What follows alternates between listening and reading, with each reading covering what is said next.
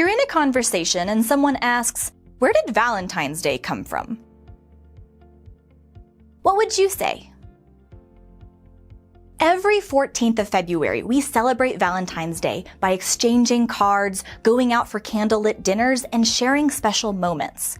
Though the holiday is now primarily focused on romantic love, it originated as a feast day for a Christian saint.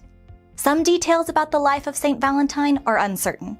The tricky part for historians is that early Christian sources mention 3 different Valentines, all of whom died on February 14th. But it's likely that the 2 main Valentines were actually a single person. Although there are varying accounts of his life, there is consensus regarding a basic outline. So the next time someone asks you who St. Valentine was, here are 3 things to remember. Number 1.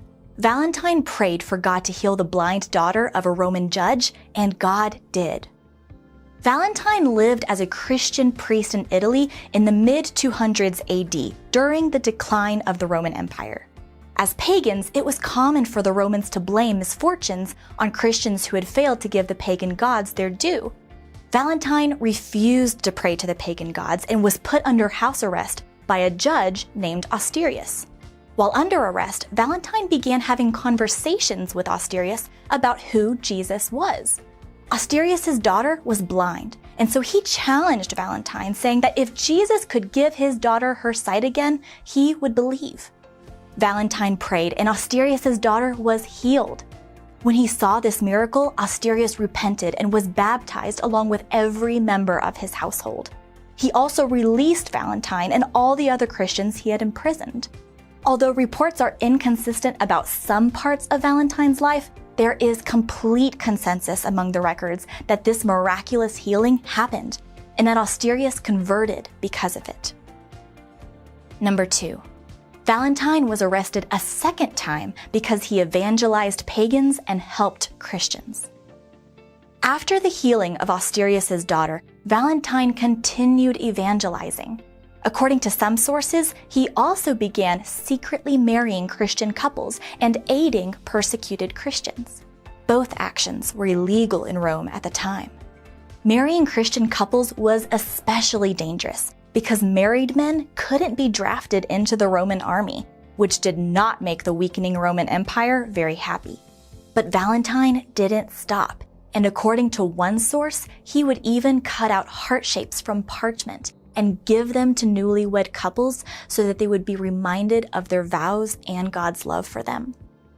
These courageous actions were seen as a threat, and Valentine was arrested a second time and sent to Claudius II, the prefect of Rome. Number 3.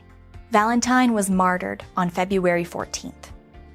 Claudius took a liking to his prisoner Valentine's charismatic personality and conversed with him, even though he didn't agree with his Christian beliefs. However, Valentine couldn't keep the gospel to himself. He tried to convert Claudius, which was too much for the prefect, and he ordered Valentine's execution. On February 14th, 269 AD, Valentine was ferociously beaten with clubs, and when that didn't kill him, he was led outside the city gates and beheaded. The church established February 14th as a feast day to commemorate his entrance into heaven. The holiday has morphed over the years. Sometime in the Middle Ages, it became associated with romantic love. In 1969, the church took St. Valentine's Day off the liturgical calendar because of the uncertainties about parts of his biography, particularly the period between his 2 arrests. But the paper hearts and the symbols of love continue year by year. It is said that one of Valentine's final letters before his execution was sent to Asterius' daughter. With her renewed sight, she would have seen his signature at the end, which read, "Your Valentine." So the next time someone asks, who was St. Valentine and why do we celebrate him on February 14th? Remember these 3 things. Number 1. Valentine prayed for God to heal the blind daughter of a Roman judge, and God did. Number 2, Valentine was arrested a second time because he evangelized pagans and helped Christians. Number 3, Valentine was martyred on February 14th. For What Would You Say? I'm Brooke McIntyre.